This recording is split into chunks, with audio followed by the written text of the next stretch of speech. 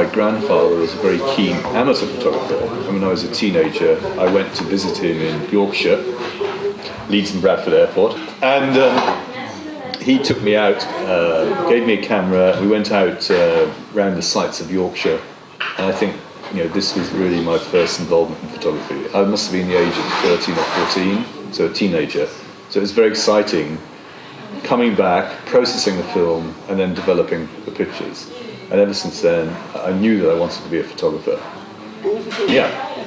I think this sense of insight in our homogenized world, where so many big companies are taking over, the spirit of the individual voice, saying something, making a statement is essential. And that's why I think a festival like this is absolutely key to presenting people who are making strong, bold statements. Martin Parr, il y a différentes raisons.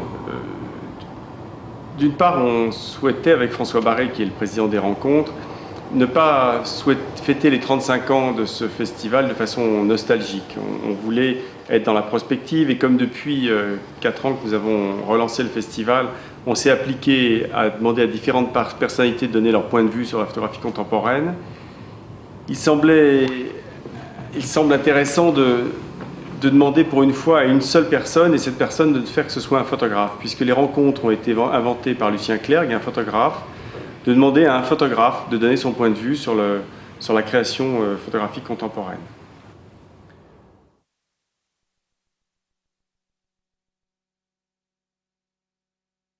C'est quelqu'un qui a la gentillesse de rappeler qu'il doit aux rencontres un tournant dans sa carrière, puisque dès 1986, j'avais montré son travail, et que cette présentation avait d'ailleurs été une présentation assez fracassante, puisqu'une partie du conseil d'administration avait démissionné à l'époque, pensant que la photographie couleur n'avait pas lieu d'être à Arles.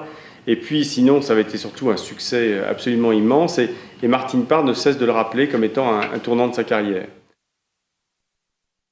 The German.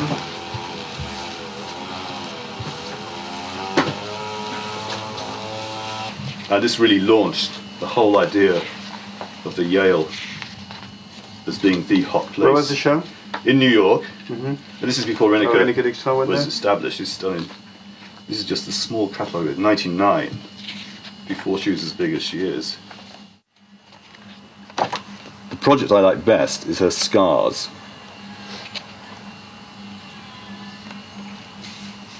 Yes. Scars and Mother are the thing I think are really interesting.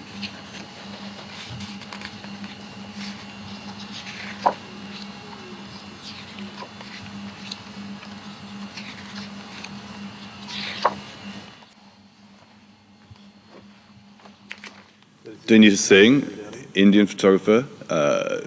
Very interesting to see that Indian photographic culture is now having its own voice. And here she photographs middle-class people doing portraits, wealthy people of India. So it's good to get away from the notion of just seeing the street scenes of Delhi, the starvation, the rural villages, but to see the new India. As well as this, she does still lives in quite old, genteel buildings, and these combine very well with her new modern portraits. On MTV in India. Takanashi. I'll just show you this because these are also interesting. You have your mirror, you can see yourself in it. You have the book, you have the little book.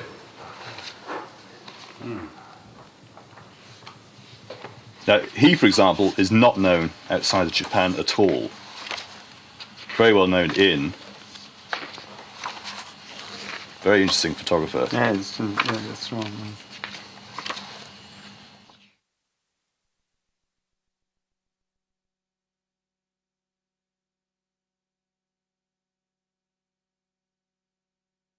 I'm fascinated by the way photographs are incorporated into society, and I wanted to show these two quite quirky, strange collections that I've built up over the last few years that demonstrate and use photography very well.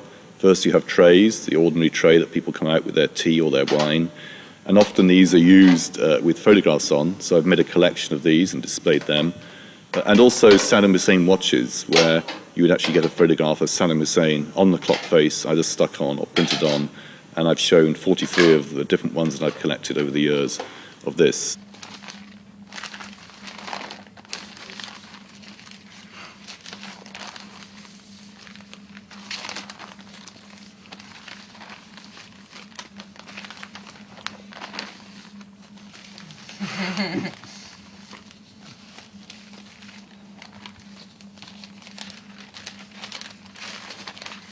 And I'm fascinated by the whole use of vernacular photography, and many of the exhibitions in this festival explore that area of vernacular. In fact, some of the authored photographs have a vernacular feel to them with their conceptual documentary. So in a sense, this whole genre of vernacular and documentary are slowly fusing together, and for me the festival is a very good exploration of that main idea.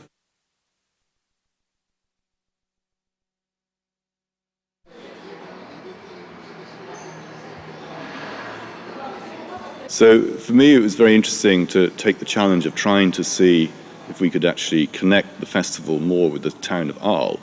So for this purpose I commissioned Serge Plantereau, together with the help of the National School of Photography here in Arles, to try and see if they could find photographs that have been taken in Arles. So he went out with 6 different projects to see and to collect these photographs. And here's a unique opportunity to actually see 6 sets of photographs actually taken in Arles. And I'm very happy that the connection between the festival and the city could be made with this exhibition.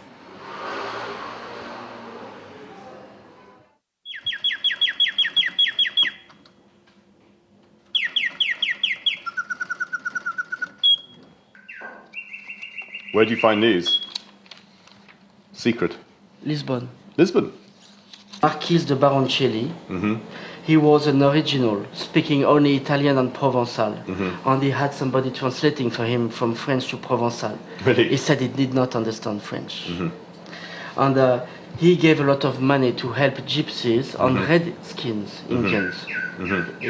And he made an album which has never been published, which is in the archive. Right. It is archive in the district archive. Yeah. And they allow us to make a book and to exhibit them.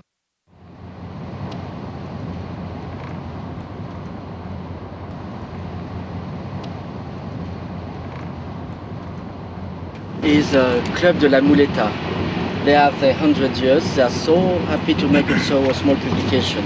So are we going there today? Yes. Yes. And what do you think about this business of opening the club during the week? How many days? It is already a show.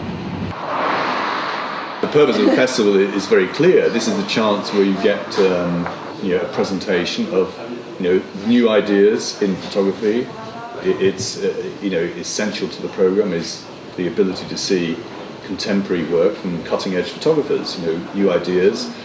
I've tended to choose photographers that haven't really had shows at sort of festivals before. I mean, there are many photographers who are very well established, but I wanted to try and show people that are surprising, that are interesting, that people haven't come across, or people to reconsider.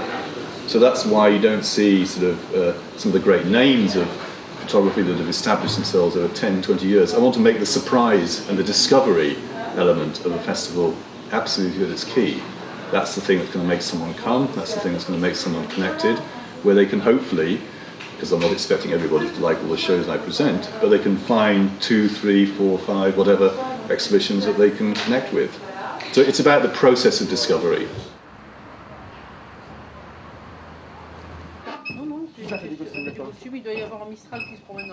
Or we pursue, and indeed, as well as we pursue the Arles Queen idea. Oui, mais il est pas sympa, Monsieur Gaël Fleury, parce que quelqu'un veut s'occuper des reines d'Arles et tout ça. Moi, je lui ai dit que c'est pas drôle, les reines d'Arles et les photos de costumes arlésiens. C'est vraiment pas drôle. Non. En fait, il suffisait que tu dises que tu faisais trouver Arles, les accidents, et ça marchait. Ben oui, ben oui.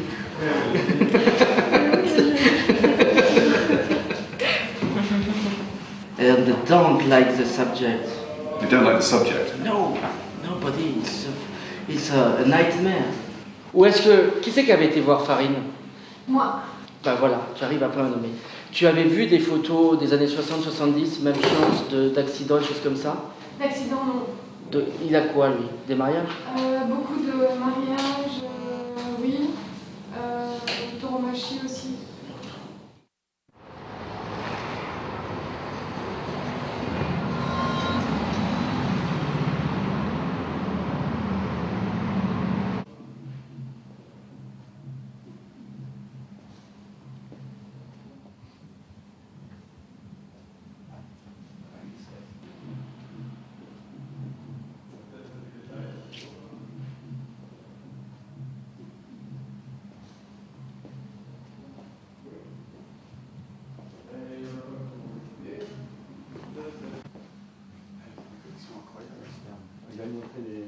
Have you been in here, Francois?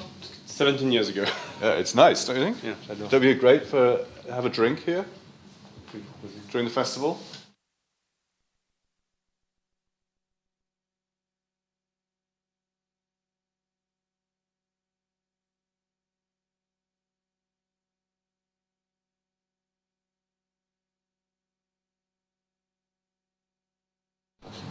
Mais surtout sur ces deux-là, on fait la largeur des questions, on fait toute une remise à niveau, comme c'est prévu pour rester. Par contre, l'idée de l'idée, c'est d'avoir une diagonale de là à là. Yeah, but this is much higher, I remember, as well. What about that? No, I mean, the point is that with the Mollinson, you need the full grid. And then the back, because Killip's pictures are very big, you need some space around them.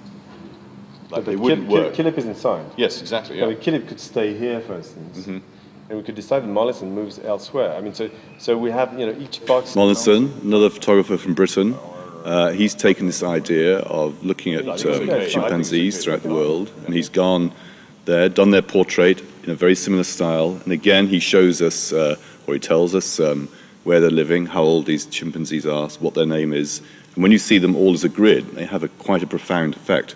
And it's this whole idea of the family and our family, and he's exploring this notion, which is quite open-ended, of the family of man, the family of animals, and they have to work together as one big installation.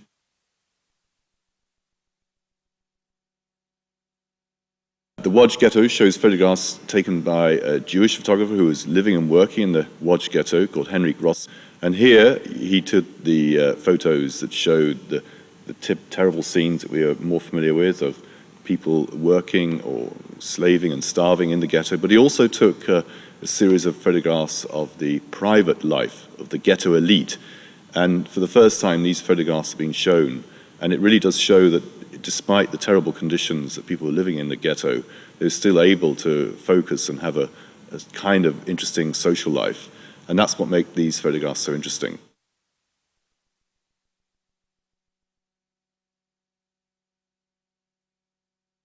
Nest room. In the days of the magazines becoming blander and blander, it's a great opportunity and exception to see a magazine like Nest with its founder called Joe Holtzman, who actually really does try to design an issue in a very unique way.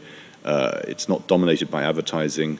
It's really a very individual voice in a homogenized world, and we celebrate and applaud the achievements of this amazing magazine.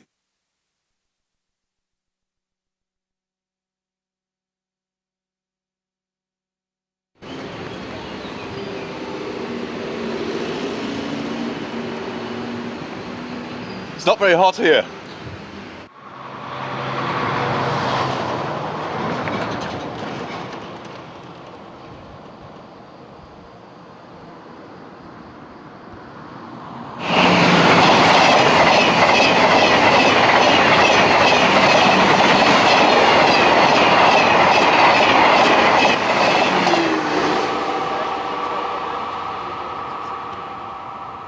Yeah, I think this is fair play.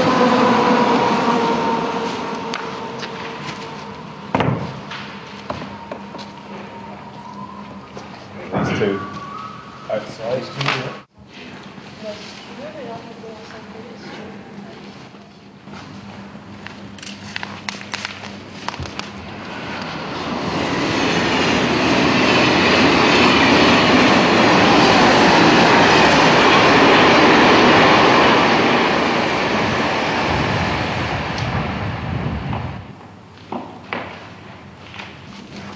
Maybe a little lower. Maybe a little low, what do you think?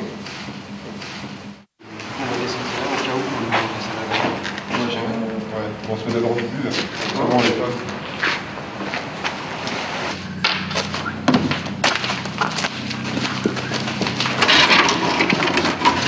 Voilà, ça peut être facilement aussi. Same. Somewhere around here? Yeah.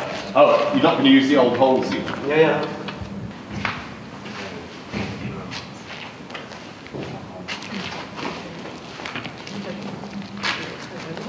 And then move that in a bit. Move this one in. Yeah. It needs to be, and even further in. Yeah, that's about right, I think. Okay? sûr. So we keep this close, so those become a threesome, and then that one can be where it was originally. Yeah? Chris Killip, a photographer from Britain, who again really changed the way photographic culture operated in Britain in the 70s when he started photographing social scenes in the northeast of Britain with a close-up, large format camera. So he got in very close, very subjective, very punchy, and he got rid of all the nostalgia and whimsy that was connected with British photography and made a different kind of connection to the subject. And this then opened the door for many photographers like myself to come along behind and explore photographing British society in a different way.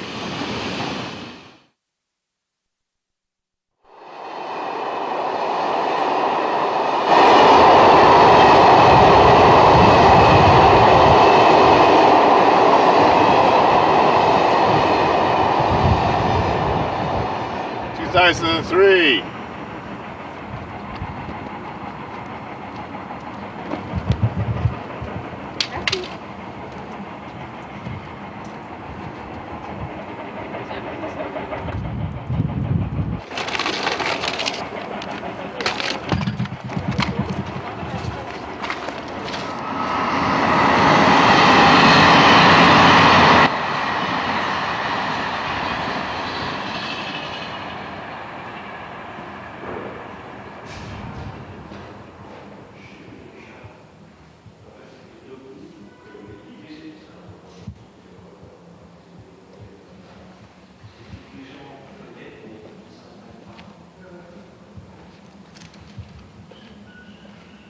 To me, the best contemporary photography illustrates the ambiguity that we all feel. You know, we're part of this world, and yet we're worried about this world. You know, it's that modern contradiction, that modern ambiguity, which is at the at the root of much of the best work.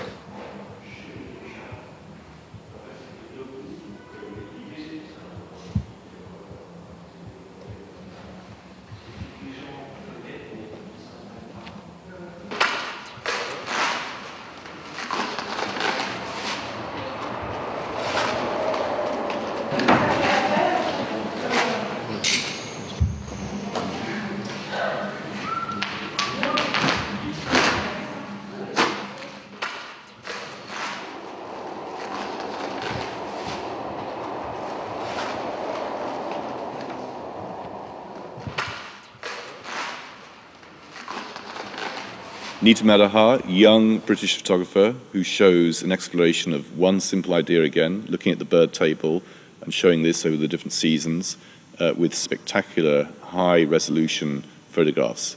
And here you can read the details and see the personalities of the birds and the animals that come to visit these bird tables. So again, I like the idea of the discipline of exploring one idea very thoroughly and in a very beautiful way.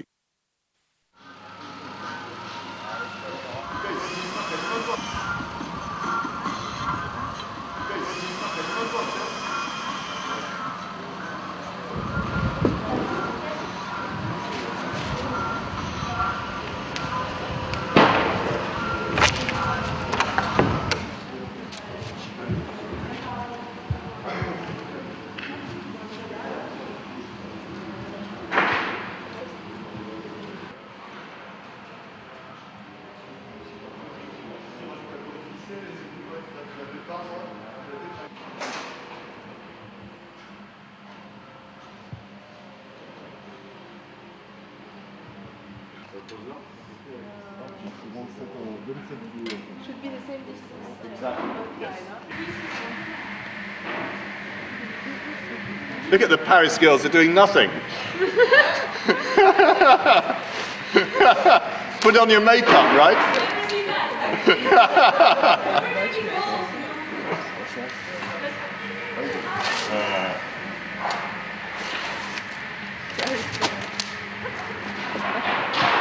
Good shot with her. Can she hold it for 6 weeks? Actually, that's not too bad. Is that too high? Keith Arnott, a conceptual artist from the 60s, who then turned to photography, and subsequently, in a way, his career didn't go so well. And here we have a chance to look at the incredible conceptual photographs that he made in the 80s and the 90s, which up to this point in time had really been hardly shown at all. And he took the very best ideas of conceptual art and applied them to photography in a very interesting way.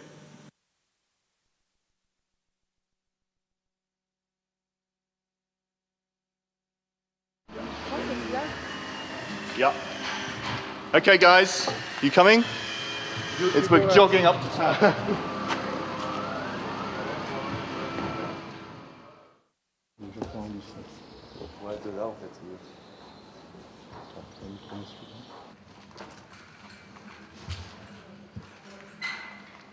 Katie Grannon, American photographer, very good portrait photographer. She would go to a place, small town or a bigger town, and actually advertise for people to come forward and be photographed as an art model. So all the people that she's photographed think of themselves as a model.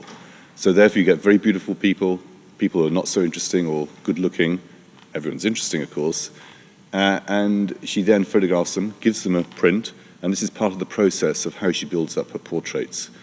So they're very edgy, interesting portraits of modern American life.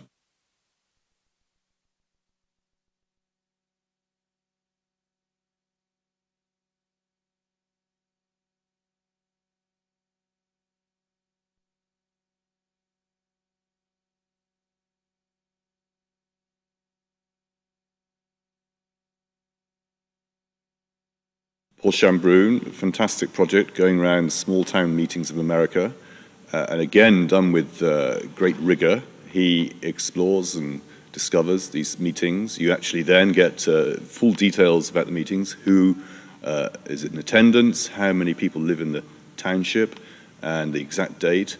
And in the back of his book, you actually get the minutes of the meeting. And he then photographs these with a panoramic camera, and they become very beautiful in a strange way. So it's an interesting way to show that there is still a sense of democracy in America, and to turn the idea of a meeting, the most unpromising of occasions for a photographer, into these incredible panoramics works very well.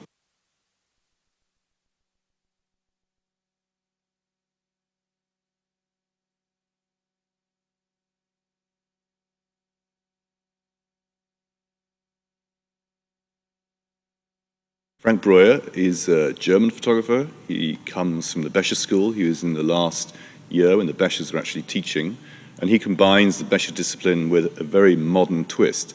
So he takes the notion of these warehouses, very anonymous, these signposts, anonymous piles of containers, photographs them with absolute rigor, and photographs them in such a way that they become totally minimal, and therefore they're just the sign or the shed in the middle of the photograph, photographed in a grey light, and he just sort of gives or he invests them with a sort of aura, which is very important, and that's why these photographs show the best and the most modern of the Becher tradition.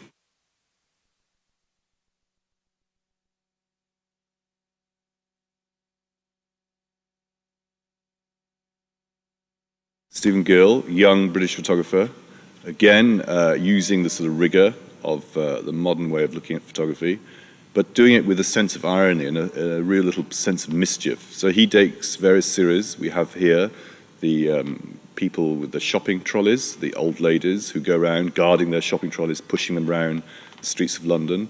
You have him exploring people looking out of the window of the train, lost in another world. So he builds up an idea and makes a series of them. And we present here 5 of his series, which have a sense of conceptual being about them, and it's this accumulative idea that makes the photographs interesting.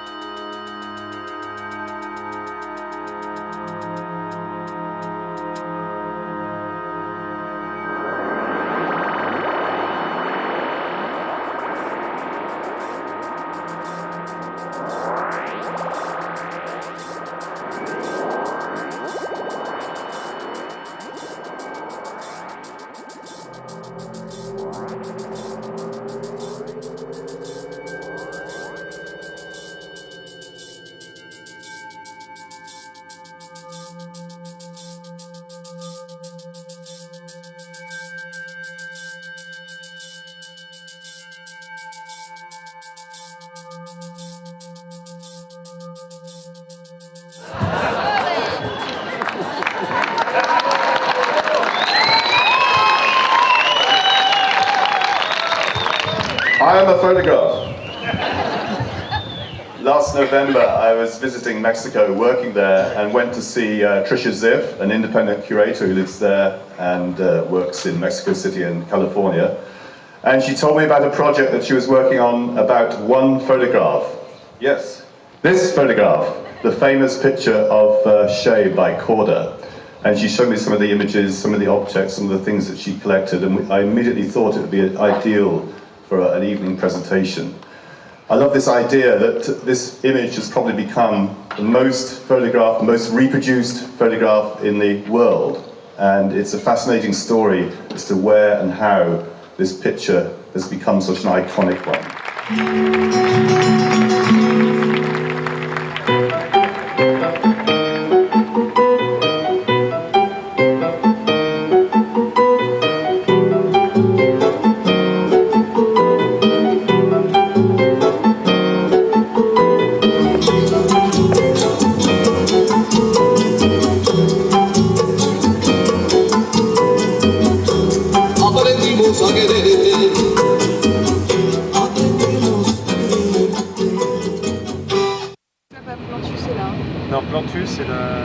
Well, I think we have to get Joe to be in residence in the...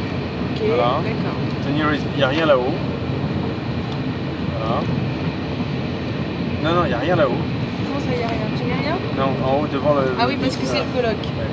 D'accord. Et tu te mets en bas. C'est bien que c'est...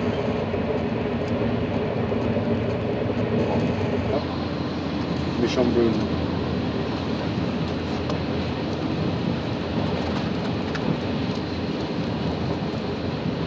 Oh, I sent an email to Julie. Julie saw the gallery and apologizing. Yeah, Which is not expecting, but I mean, you know, it's... No, but as Martin is saying, that as soon as we invite him, then we're going to have to... He's going to ask for... Well, he might not. I can call him and ask him. But what do you normally pay these people as a fee? Well, I mean, then why hasn't Paul Searle and stuff? I'm asking Chris Gillett. If you say Chris Gillett could be a good one to drive this kind of meetings. Well, you were saying... No, I mean, I guess, you know, my point is the argument against Killip was that he was British. I guess Paul Searle's not showing this year. No, so. the point is that, you know, somebody who's involved in the tour should not be driving the tour. I know, but we can ask Killip to contribute, right? But it would be okay to be chaired by a Brit, don't you think?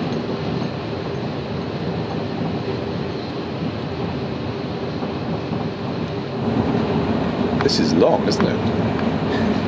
What? This is a long text. I'm exhausted reading it.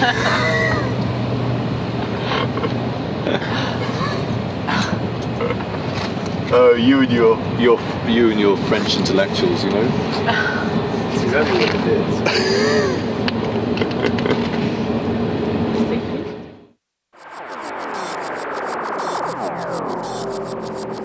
Martin, it's not raining. It's full, so it's your go.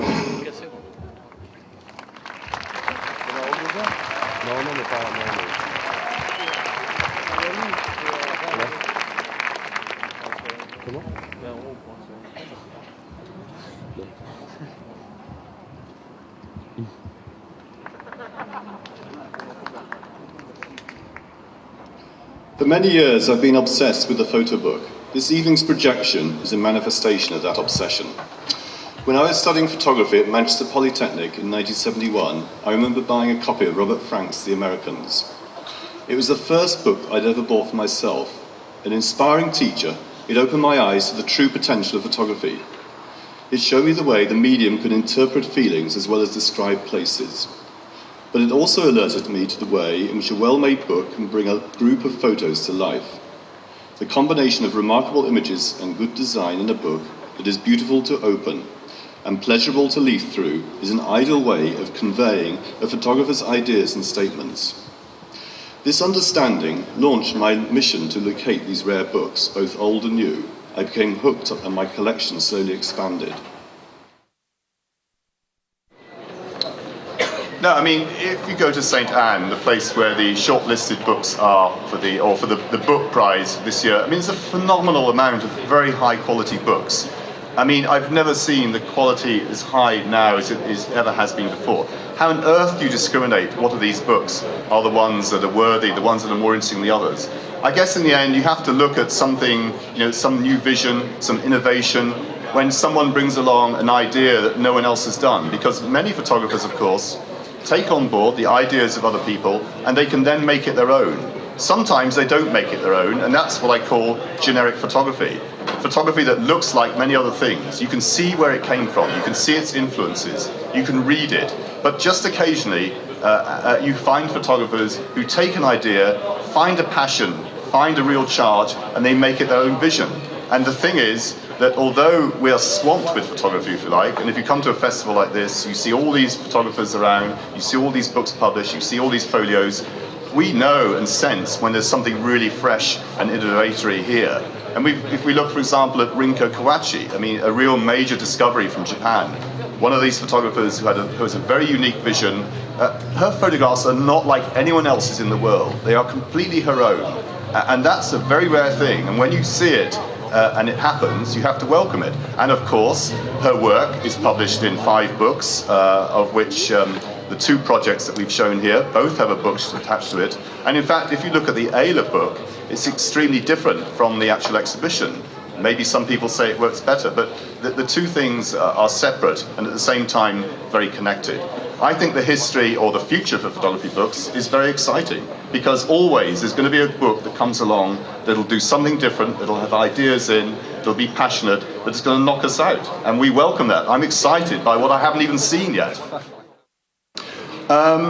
What's amazing to me is that, when you see these books, they just sort of explode into life. And I've got a Ludwig from the antiques dealer down in Espace Van Gogh just lent me some books this morning. And anyone who's interested in books, this is the first place you should go, because here you have real enthusiasts for books. People who know about books, they have a phenomenal range of both new books and old books. And this is where you can really touch base with people who understand this. But I just want to show a few books here. And this, for example, is Bye Bye Photography by Daido Moriyama. And when I encountered this book, it was phenomenal, because look at it, and it looks very innocuous. It looks almost innocent. And inside, you have this incredible dynamic history. I showed this book last night on the screen. The scratches, the language. I mean, I'd never seen anything like it.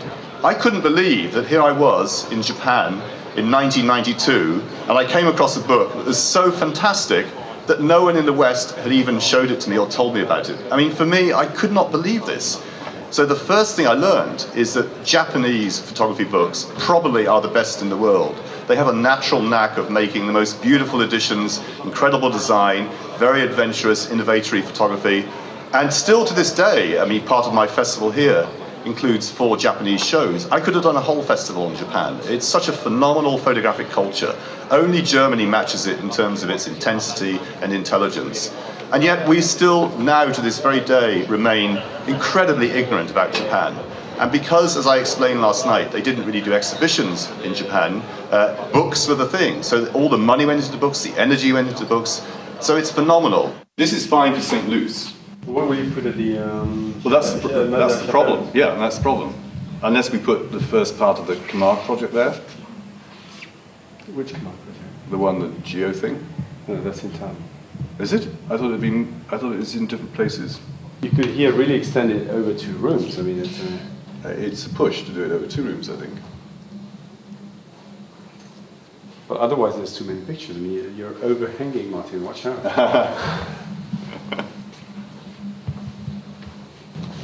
I mean, I think the only question is whether you put, whether you swift from St. Louis to here.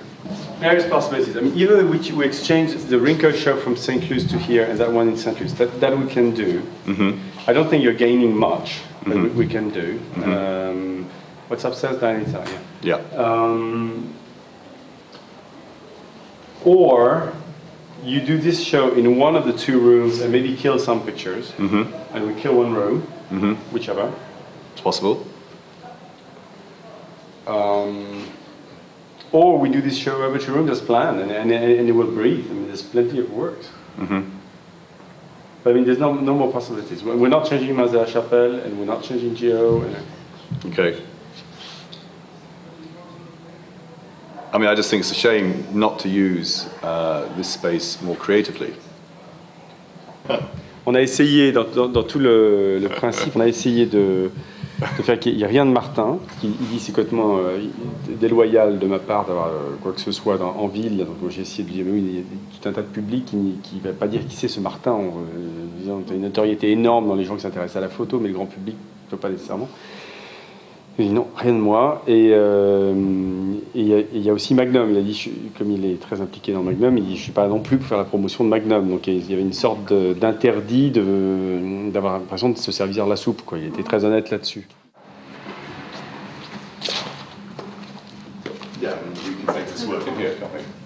What? Kanamura? Oh, a camera can work anywhere. Yeah. So let's do that then. Official, right? Official. Kanamura, a Japanese photographer, very claustrophobic landscapes taken in the city of Tokyo and indeed other cities in Japan. And they have this claustrophobia, they have this feel of the world falling in on you. You have pylons, you have signs, you have all the mad iconography of the modern city. And he captures this sort of in a very interesting way. Ihai Kimura, fantastic, very traditional but very established photographer from Japan, a photojournalist. But in the 50s, he was given some colour film and he then travelled to Europe to photograph the old world and also to meet his photographic heroes, people like Duano, Cartier-Bresson. And he came and photographed Paris and he actually showed the atmosphere and the feeling of what the streets were like in Paris in the 1950s, which is a simple thing, but in fact it's something that even French photographers had ignored to do.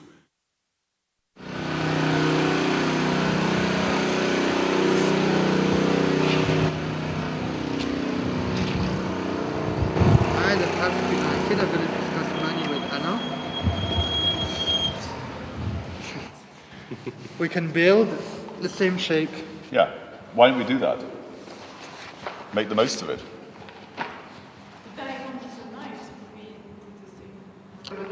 Yeah.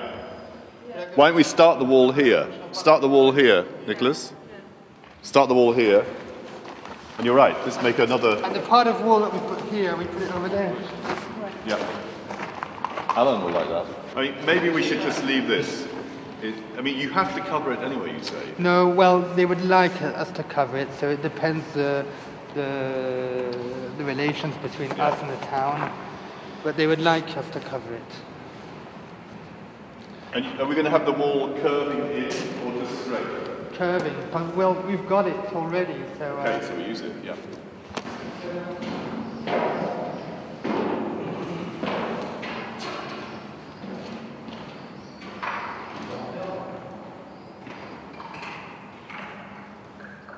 On ne peut pas circuler autour du sarcophage. C'est pas possible parce que tu pourrais reculer la simèse plus vers les murs Non, mais... de ce côté-là, mais le problème c'est qu'il y a un trou. Non, voilà. Derrière, tu vas comprendre. Un blaze, hop, hop. Là, il y a le tombeau. L'idée, c'est la simèse, on garderait cette partie-là. Et la partie qui était là, on la mettrait là. Voilà. Voilà. Et donc, à partir de ce moment-là, on peut, après, faire ce qu'on veut autour du tombeau. Il y a un truc on pourrait faire ça aussi. Voilà. En tout cas, là, Martine, il est OK, ouais, il préfère ça. Que la partie qui était là, on la mette là. Là, on passe devant, oui, si on peut. D'accord.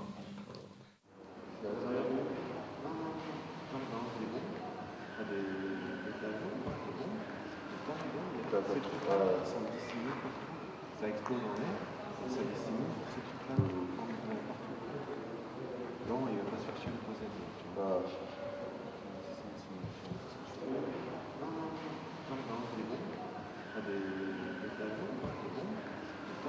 Della Porta, young French photographer, fantastic project looking at landmines. There's an institute in France that's collected them all, and he's managed to get in and photograph these. And he's photographed them in the way that an advertising photographer would photograph a bottle of shampoo. So he's done it very beautifully, black background, lit them very well. And then, of course, you get the full details of the landmine, where it was made, the date it was made, all the scientific information you might need to show these objects which are both beautiful and ugly at the same time.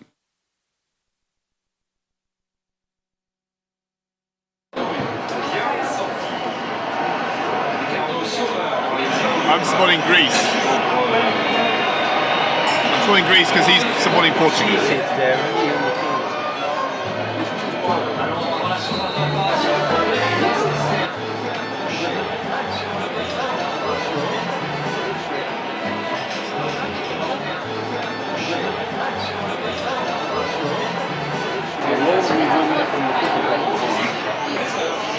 I support Portugal. Martin supports Greece. And he put all his money, all the money he has, he puts on Greek. He has no more than £10. Very, I feel sorry for him, really. Direct they play. They don't seem to think about what they do. Oh, I can't believe it.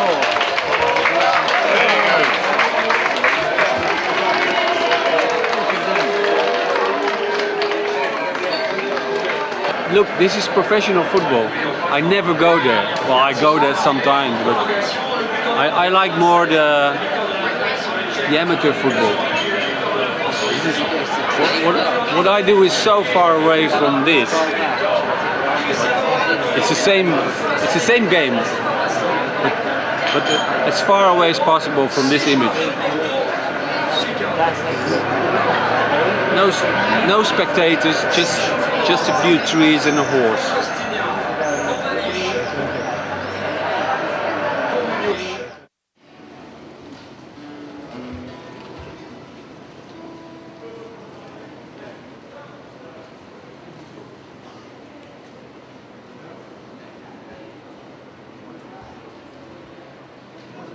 Okay, good. We can put it on one DVD, maybe. Mm-hmm. Yeah. And Hans van der Meer, Dutch photographer, he photographs football as social landscape. So he goes to small amateur football matches and he photographs them as if the football or the footballers are playing part of the actual landscape. So he combines sports photography with social landscape. A very simple idea, but no one had done it before. So on top of the pictures that he did in his native Holland, we also invited him to come to the Provence area and to photograph the small football teams in this area. So he's applied the same logic, the same idea to the locality.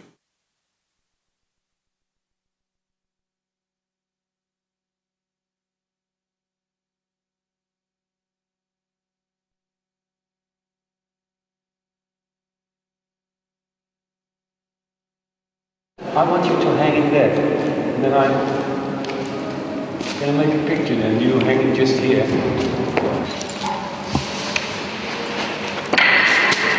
Good way. Want to see it? We'll send you a JPEG which you can't open. I had to do it like this. Okay, not bad. This man knows how to frame. Yeah? It's easy.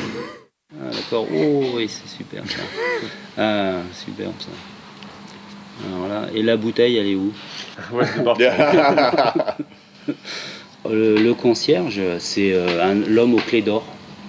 C'est lui qui fait toutes les réservations. C'est une personne qui, it's a person who speaks maybe 4 or 5 foreign language, and someone who knows everything in the city. Yes. Right. Can rent anything. Of course. That's the concierge. The concierge. And the portier? Women, theatre tickets, anything you like. Anything you like, anything. Chris Shaw, as a photographer, he left college about 10, 12 years ago, and since then he's been working as a night porter in different hotels, and he's really studied the life of what goes on in a small hotel at night. He shows people being locked out of their rooms, he shows people asleep, and then he actually writes on his own comments on the photographs, and it's a combination of his comment and the actual print showing the sort of sub-life or the secret life of the hotel that makes these photographs work.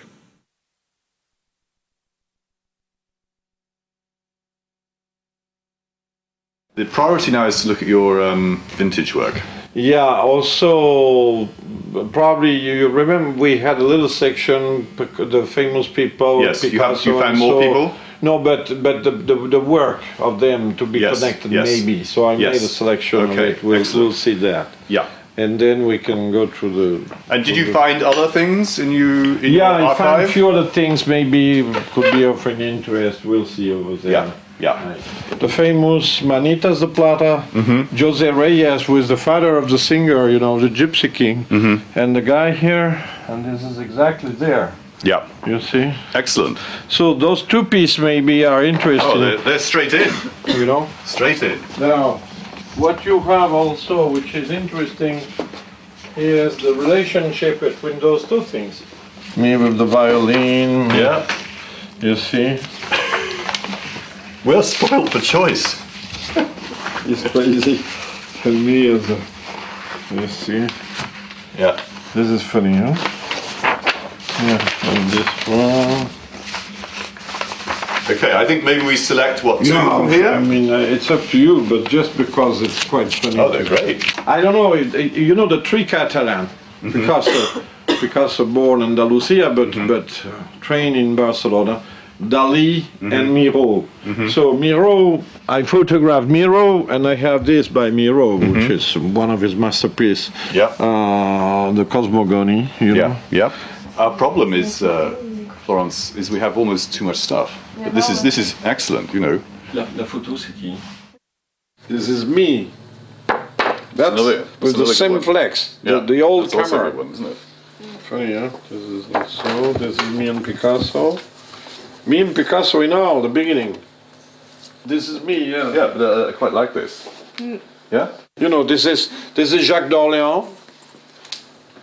Jacques d'Orléans? No, Jacques d'Orléans. It could be the king of France, if the heir of the family.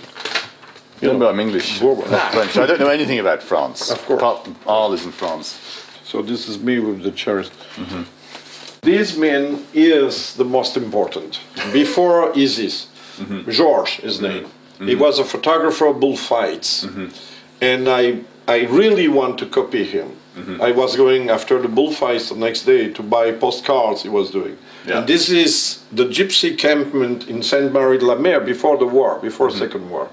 So I would like a reference to him. Okay. He is from Arles. This is in Arles. This is in Sainte-Marie, beside Arles, you know, which is part of it. The gypsy, on the way to Sainte-Marie, the gypsy stopped by Arles. You know, Georges. So we put okay. this. Maybe we put postcards of him, but at least you should. Do you have any postcards of him? I have postcards, yes. That was my first girlfriend, a neighbor. Really? Yeah. With girlfriend, that's all, no more. And she was playing violin and she was teaching me. This is still with a girl. This is with a company of girl. I mean, and the boy. That's terrible girl. This is with girl. This is Arles 98, I don't know. We'll build a chapter, a special chapter. Florence, n'en doute pas trop parce qu'elle va me faire une réputation, Florence, ça va être intéressant. That's in California. And finally, me with the violin. This is my first studio. Après tout, si on faisait un festival uniquement, on pourrait faire un festival rien qu'avec moi. Hein? Don't you think? We could do a festival just with me. Absolutely. You and I. Yeah. Okay. We have one section is Lucien's bullfight passes. Yes. Pictures of Lucien, pictures by Lucien. Lucien Clerc, the founder of the Rencontres, so it was a great opportunity to look back at his archive because in the days of the 50s and 60s, he was a very radical photographer.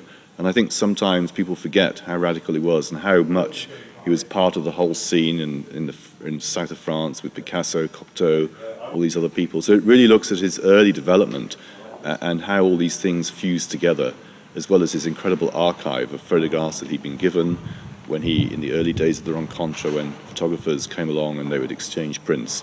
So it's a great opportunity to look at the founding of the Rencontre and to see the personal life and the archive of Lucien Clerc.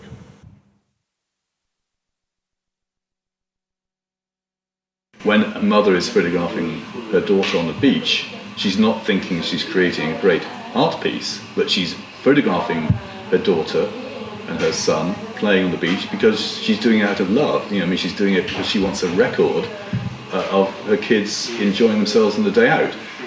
This to me is an extremely good motive for taking a photograph. It's done from passion, and even someone like me, when I'm photographing junk food, which is, you think, bizarre subject, I'm doing it because I believe in the way that food tells us about the society that we live in, and I'm fascinated by food. I'm attracted to it and repelled by it at the same time.